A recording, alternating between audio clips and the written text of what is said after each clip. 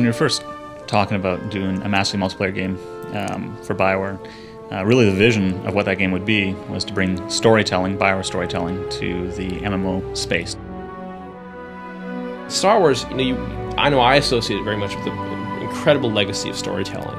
It's like the myths of our age. People are still very familiar. Little kids know the story of Star Wars. They know all these elements. In the 30 years of Star Wars, we have developed countless stories across the movies, the TV shows, and the films, and the video games. Destroy the entire planet. The entire planet, Lord Malik. BioWare has a really strong background in developing strong characters and story, and so from the get-go, I think it was a really great collaboration between the two companies. And from our perspective, I think we gave BioWare a lot of latitude to kind of flesh out this universe. With the Old Republic, we're trying to capture those iconic moments from the movies. It's a huge thrill to be able to develop a game set in the Star Wars universe, much as we did with Knights of the Old Republic. The way we approach this is with reverence and respect. The Old Republic takes place 3,000 years before the rise of Darth Vader and the events of the modern movies, and about 300 years after the original Knights of the Old Republic. The Sith Empire has returned. There was a giant invasion. There was a war that lasted for decades that ended in a very shaky peace treaty. These are the events you get to see during the cinematics pieces. Now it's been a little bit more than a decade, and a new generation is coming up, and they're seeing that the peace is obviously not going to hold. And these new people, who the players are going to be taking care of, these are the next generation of heroes. It's a time period where there are thousands of Jedi and thousands of Sith, and they're fighting in a huge galactic war. There's still the traditional hallmarks of Star Wars storytelling. There's epic heroes, and there's great adventures, and there's lots of choice, impactful choice that you'll make throughout your adventure. We really felt that in order to do powerful BioWare-style storytelling, we had it to be personal and about the player. And the best way to do that was to have the story based around the class choice you made at the beginning. Are you going to be a bounty hunter? Are you going to be a Sith warrior? Are you going to be a Jedi Knight? You should have a completely different story depending upon that. As we've gone through various builds and betas, I miss characters that I've rolled, and I'm very disappointed that they're gone. And I want to be able to play them again. It's not just the story, the entertainment value, it's really an attachment to the character is what that story leads to.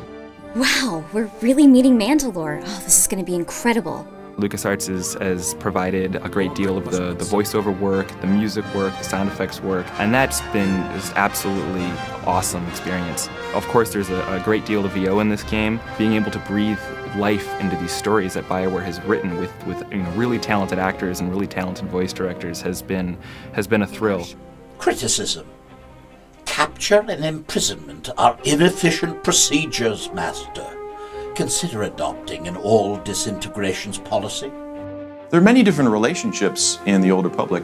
On the one hand, you can have companion characters, and you can develop friendships, dislike, and everything in between with them as you adventure together.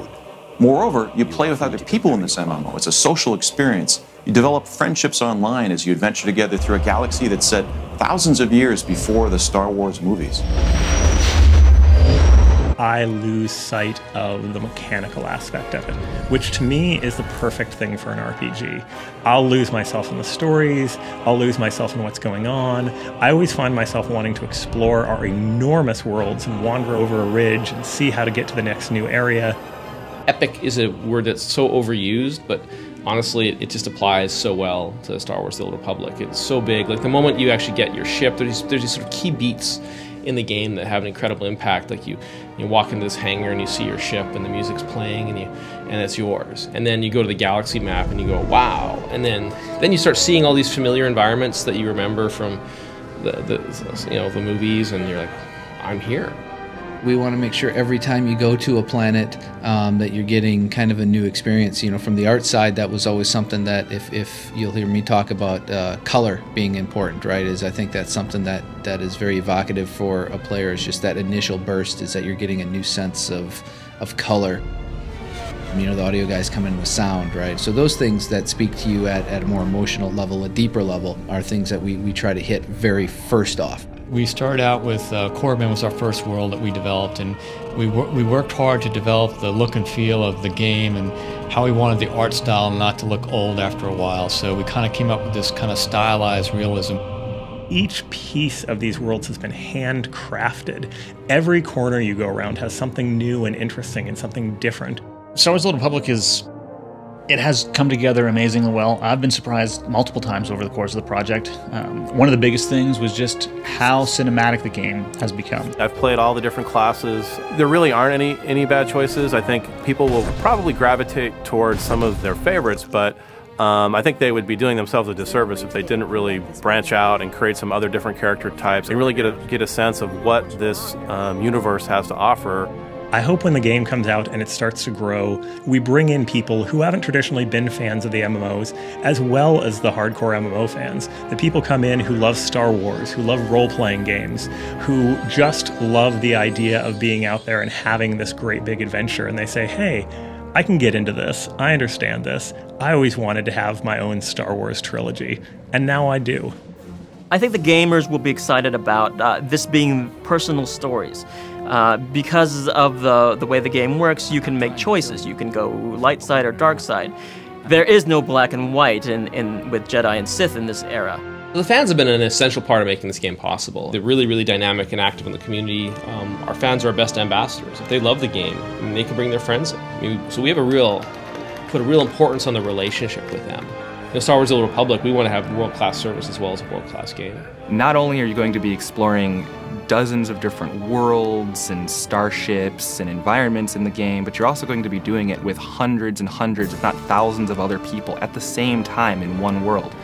I think it's that kind of community and that kind of mass that really brings the vision of the movies to life. The thing I've been waiting for the most in producing this game is just to finally be able to give this gift to the Star Wars community, this game, which I think is going to be very well received to all the Star Wars fans out there. And I'm a big Star Wars fan. I think this is their ultimate game. They get to live in the Star Wars universe and experience any story that they want. And it's something that I think it's the Star Wars game players have been waiting for since they were little kids.